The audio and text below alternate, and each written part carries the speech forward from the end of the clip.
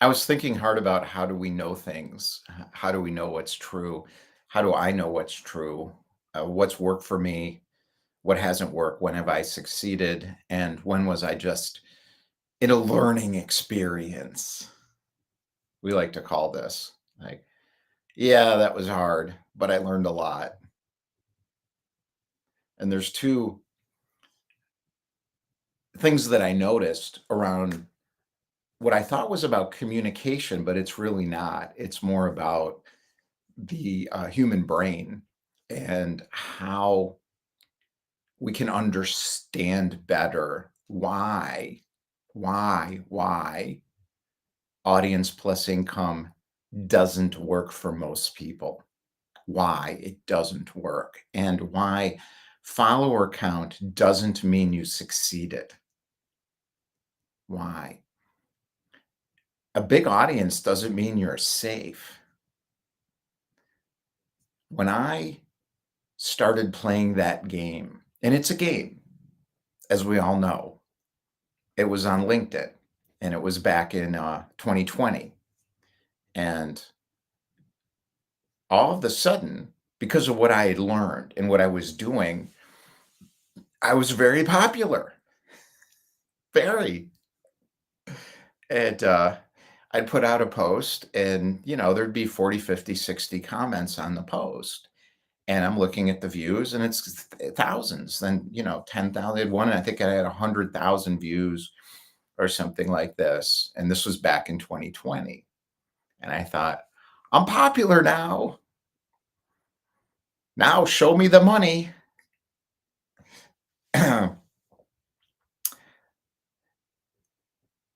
I shut down that strategy. I had 235 people involved in that group, and they kept going for another year and a half without me. And I watched my follower count went up. The follower count went up a lot because it wasn't followers. I was meeting a ton of people. I'm a networking maniac. I don't do it anymore, but I started when I was in my 20s. Like I started at 17 networking, but I got really good at it in DC when I was in my early 20s. And I could talk to almost anybody in DC because I knew how to I just knew how to do it. I don't know how. I just automatically know how to do it. So the networking built the follower count because I took a ton of meetings with people and then I helped people. I had a stage and I brought them on the stage and they introduced me to people they knew, and I went to communities, and I just naturally know how to do that. But I've refined it over many years because I do it, not anymore. But thank God I did all that. That was the follower count part. It wasn't through the content, it was through the connecting, not the content, the connecting. So in some ways, I was doing the opposite of what was being taught, which somebody actually told me on a Clubhouse room I was co-moderating back when everyone went on Clubhouse to become popular on Clubhouse. And I'm like, well, I'm not very popular, but I know a lot about business.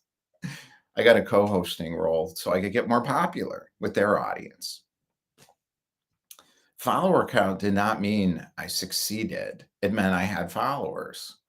They weren't followers. I didn't even think of them as followers. It's a different way of thinking. A big audience doesn't mean you're safe. Now, what's interesting is the people who teach this, in other words, selling info products, this is coming from the info products industry. So if you think about QVC, you know, if you think about late night TV, now I'm from Chicago. So if you've never heard of Ron Popeil, you should know a lot about him because he made hundreds of millions of dollars as a pioneer in that industry. Now, it wasn't an info product, it was a real product. Pocket fisherman. You could go on and on. He's great. This guy's great. Master at hypnotic rhythm. Master at giving people his energy. It's cheaper than therapy. So, $9.99 plus shipping and handling. But wait, there's more. Help people get off the couch. Therapy was $100 an hour back then, probably. And you get a pocket fisherman for 30, and then you go fishing with your kid. Genius. So I'm going to talk about the cognitive dissonance, and I'm going to talk about confirmation bias and how to watch out for it in yourself. Um, That audience does not mean you have a company. It just means you have a lead mechanism from a marketing function for what? Where's the company? If the company's just a pocket fisherman or a watch that doesn't work, or cubic zirconium diamonds, at some point people may say, this is crappy. So if your info product doesn't actually work, you may not have much of a business there when people realize joining that community or buying that course or whatever didn't matter at all to them. They may realize, especially when everyone can make these things now. Well, what'd you just do with the last 5 years of your life? You learned something. I've had a lot of those experiences, believe me. It doesn't mean you're seen. This is the key to this. And it doesn't mean you're supported because you have an audience. Why? Because they're paying attention to themselves. They're not connected to you. They're paying attention to themselves, and you're giving them what? Cognitive dissonance. You're helping them with their own cognitive dissonance, not resolving it, keeping it going. And you're helping them, your audience, with confirmation bias. You're not helping them resolve it. You can't help them resolve it. They have to resolve it themselves. You're taking advantage of it because you can sell more shit to them. That does not mean that audience is going to support you when something else comes along or when they wake up and they're like, that pocket fisherman wasn't that great and it was expensive. And the plus shipping and handling, blah, blah, blah, blah, blah. So I felt better. Great. But it doesn't work. Terrible product. I made a mistake. Now I hate Ron Popeil. Now, Ron Popeil was a master. He was an entrepreneur and he was early. Just because you copy that 40 years later doesn't mean you got anything. Most people online are still building alone. They're doing it alone. And they're just trying to be louder. And that's the solopreneur dilemma. I started a company called Solopreneur Inc. And I did an event. And it was Donnie, Krista, and this guy Pablo. I'll leave out the last names. And Donnie and Krista, Donnie's like, he said, I don't think solopreneur model works. And I was listening to him and I'm like, I think you're right. Now I own a company called Solopreneur Inc. What am I going to do? It was fine. And he was right. Doesn't work. It's a terrible business model. Doing it alone is a terrible business model. And I'm going to get to when we get into cognitive dissonance and confirmation bias. That was cognitive dissonance for me. I'm hosting it. I got, I don't know, 50 people showed up, 70 people or something. I was running these every week. And then I got Donnie, Krista, and Pablo. They're on the panel. They're the experts. I want to get seen in their groups. It's called OT, other people's audiences. This is all strategic marketing, joint venture. I didn't have a joint venture. Lots of ways you can do it. And he said something that was true. Well, I'm on the host, and the company's called Solopreneur Inc. And he's like, the solopreneur model he's saying doesn't work. It's because business is too complicated. I'm like, you're right. Damn it. What am I? And I'm like, shut up. Shut up, Donnie. He was right. So I had to deal with my own cognitive dissonance. Why? There's a lack of alignment now. I put 2 years into Solopreneur Inc. Before that, it was Revenue Climber. Before that, it was Sales Sherpa. It was my audience plus income plus networking plus signature stage plus all that. I had the Skool group with that. I had the signature offer. I spent a year with that book, Offers, and I was in a joint venture mastermind group where the group went over it. I had hundreds of partners. I had thousands on my list. It wasn't the community.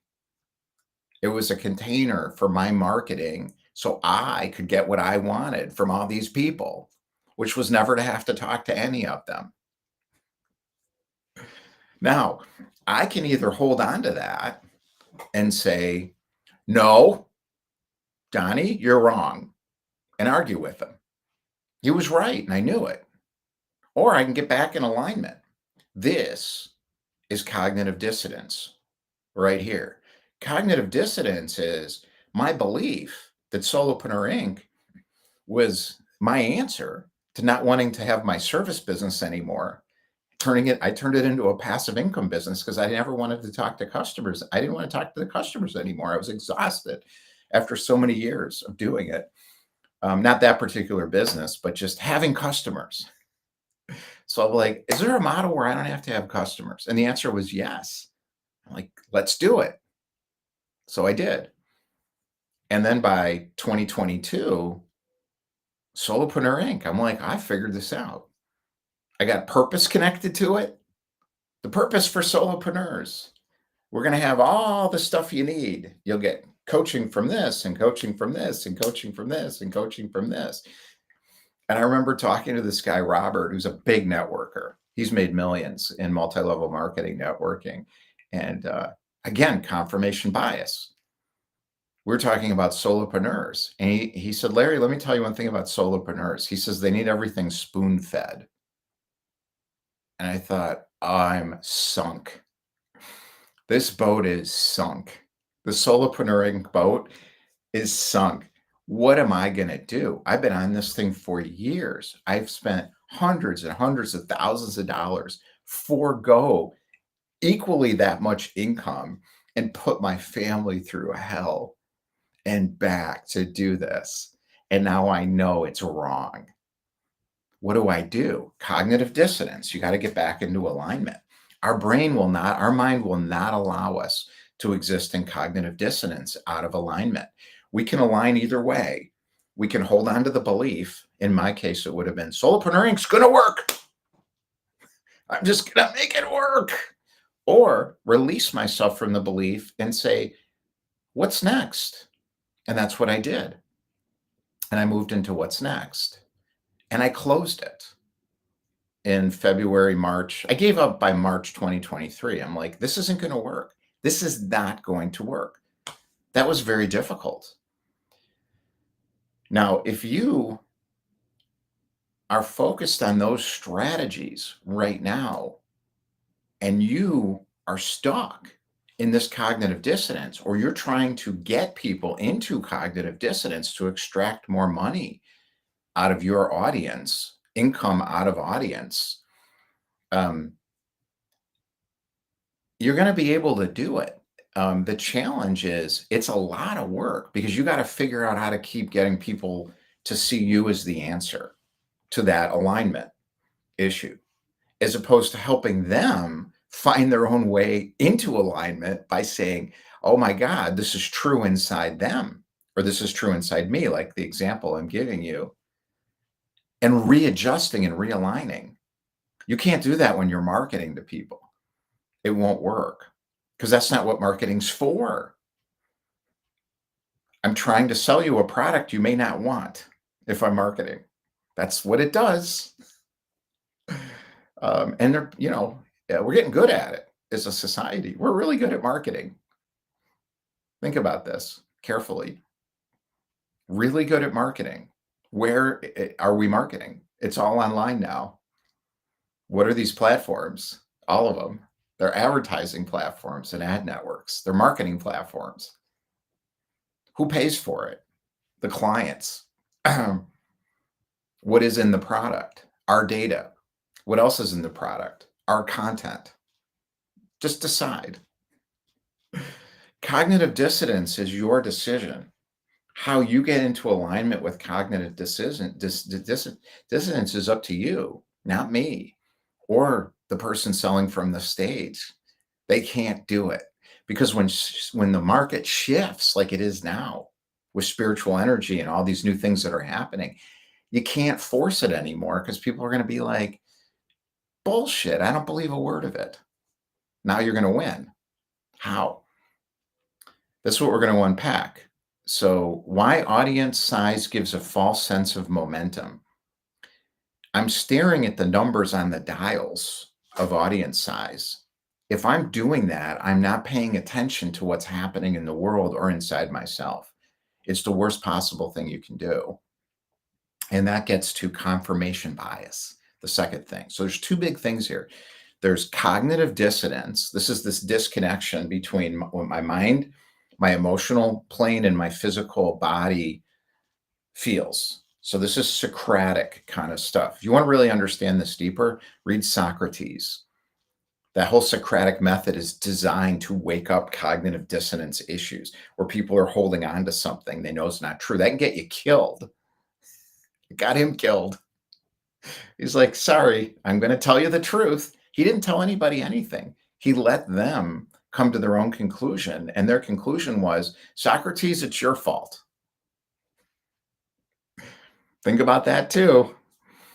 Um, so now we're going to get into confirmation bias. So confirmation bias simply is I will take whatever fact comes my way that supports my belief so I don't have to change anything.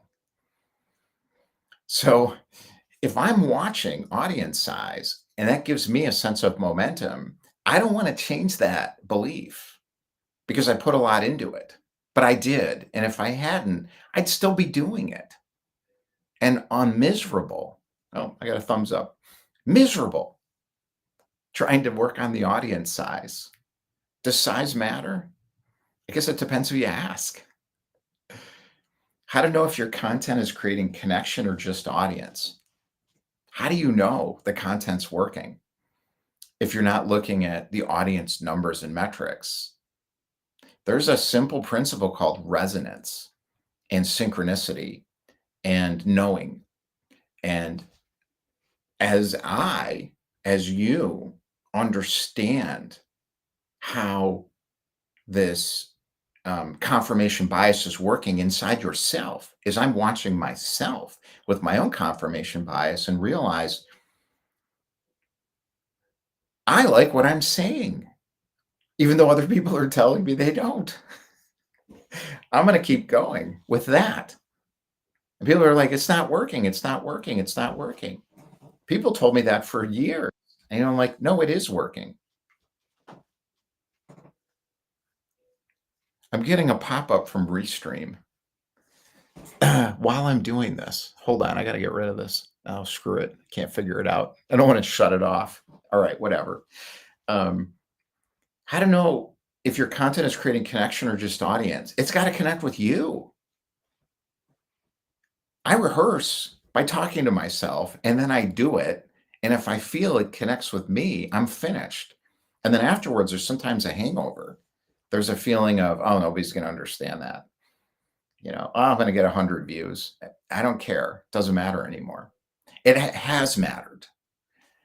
But the journey through that of releasing myself from the prison of needing to confirm my beliefs, validated from other people through the metric dials of social media, that's the prison. I don't want to be in that prison. So I won't be in that prison. I put myself in that prison. And that's why in 2021, actually, it was when it was called Sales Sherpa, I walked away from my own posting group.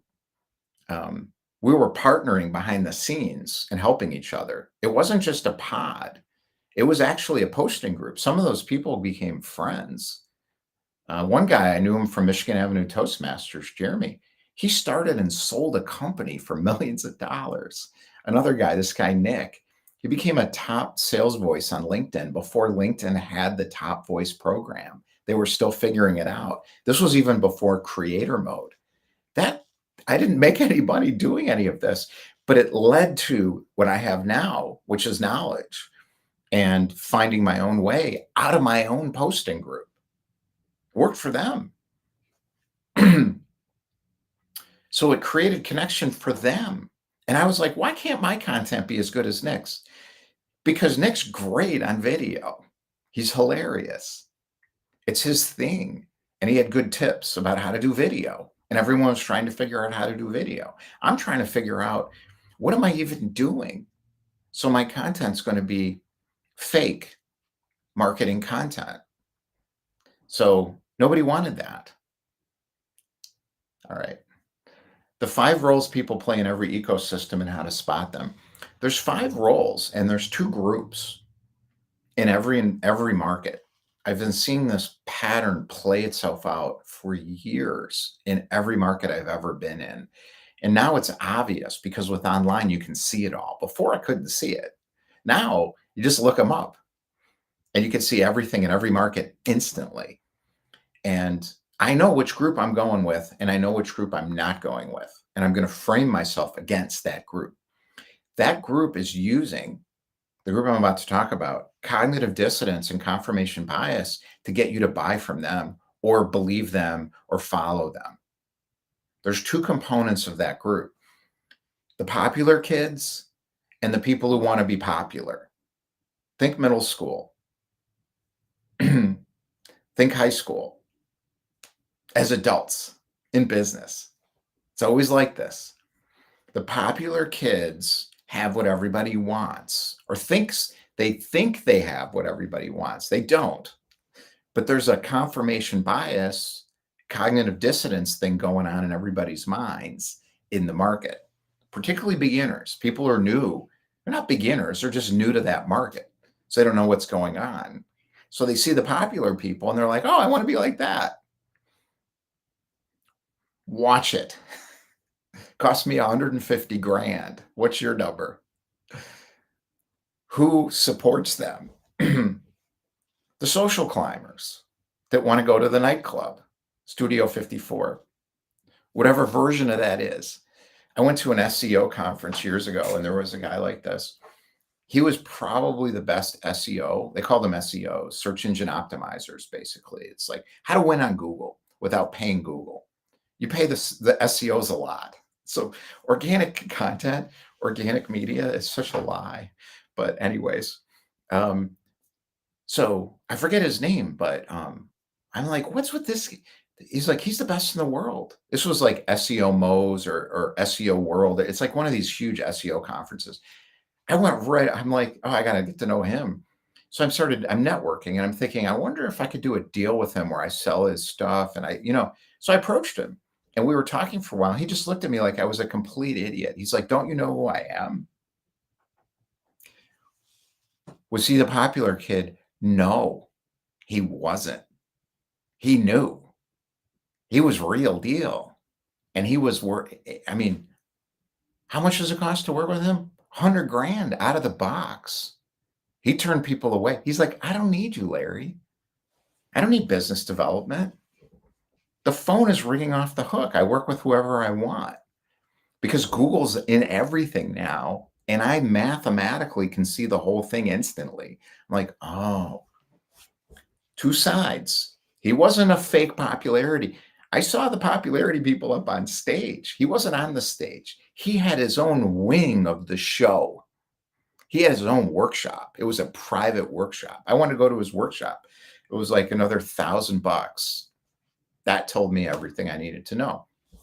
Every market has people like that. They get it. It's real. They did the hard work. There's something they know and people will pay them for it and they don't need to go market it. They're already there. Who else? And these are the people that I think are the most important. I call them the connectors. These are people who are not stuck in confirmation bias and they're not stuck in cognitive dissonance. They're connected. They're connectors. They can connect inside themselves. They can connect you with other people. They can connect into new ideas. That's the crowd you want to be with in your market. Every time I find those people, things happen. I'm always looking for those people. My whole life, I've been looking for people like that. And they're always there in every market. The 2 qualities you're looking for. First, let's talk about cognitive dissonance. They have the ability to handle tough information. They're strong emotionally. That's the key with cognitive dissonance is emotional strength. The ability to transcend fear. Think about the fear I went through with Solopreneur Inc. Terrifying. I handled it. Now, the other side of it is open-mindedness, and that's the issue with confirmation bias. These are people who are open-minded. The information's going through their mind. They're not stuck looking for something, facts, beliefs to confirm their existing worldview so they can stay stuck. No, they're open-minded. Those are the people you want to be with. So there's two sides: popular, people trying to be popular, and people who are really good and actually know, and they don't need to go prove it. And then the people that are connected. They're connected. You can talk to them. You can have an open conversation. I've met people who run things from early days, and people will talk to anybody. Those kind of people. Now, the popular crowd, you're gonna charge you. I was skiing in France, Les des Alpes. I didn't grow up with this stuff. I always say that because I'm like, I don't want people to think I'm some, trust fund kid. I'm not. But I was skiing in Les des Alpes, and this guy, Jean-Claude Quillet, who's like a big famous French skier, this kid on the group I was in college, like this kid that was on the group, well, it was his son or something, wanted to meet him.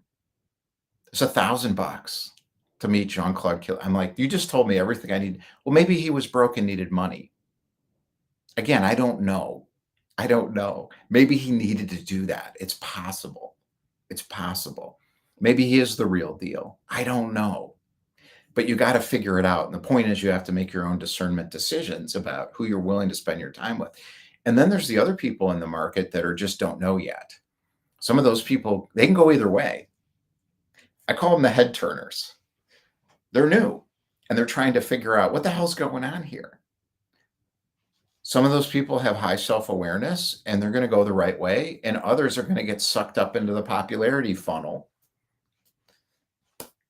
of the bullshit factory of the popular kids that are trying to get people to follow them or buy from them.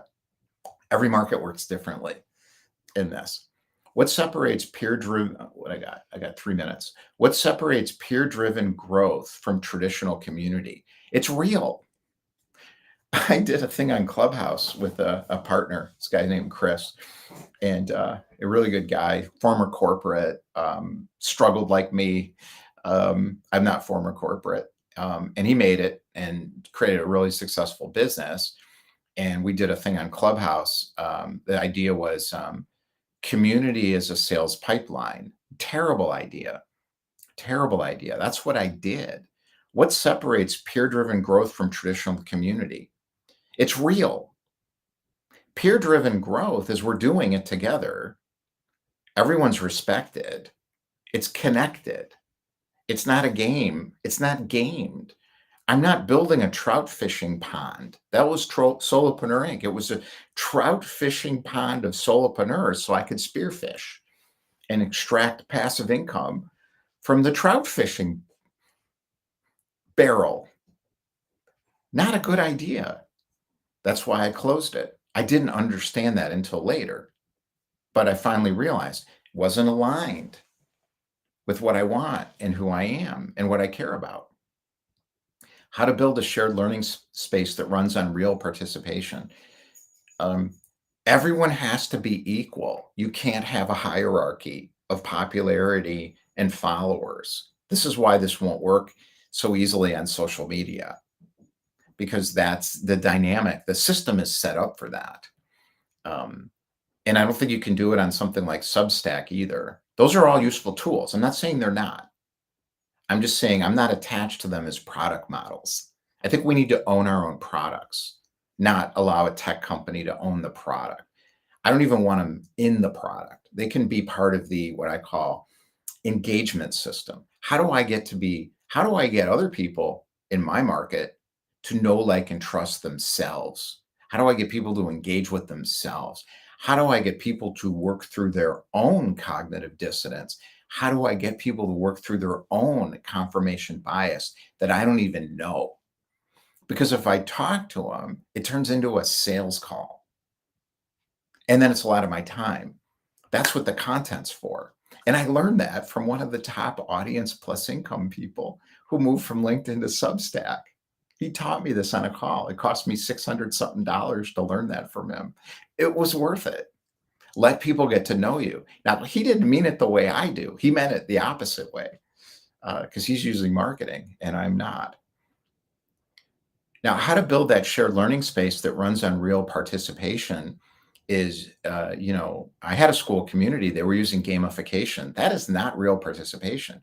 It is very hard to get people in a community to really participate. How do you do it? You got to handle the fear of it not working yet. You got to give it time. Let it breathe. Let it breathe and own it. Discord, we're using Discord. We're using Welo. I have a relationship with Welo. I trust them. And even though it's a tech company, I can trust them in a high level. And I will only work with companies where the company owns it. It's not an ad network. It's not a marketing platform. That's the problem. If it's a marketing platform, I don't think it's possible to create a learning space that runs on real participation because these are marketing systems and they're not designed for that. If you're tired of entertaining strangers, which I was, converting followers, which I was, or inner circles, and I was really tired of inner circles, private, elite groups, and want to build with aligned peers.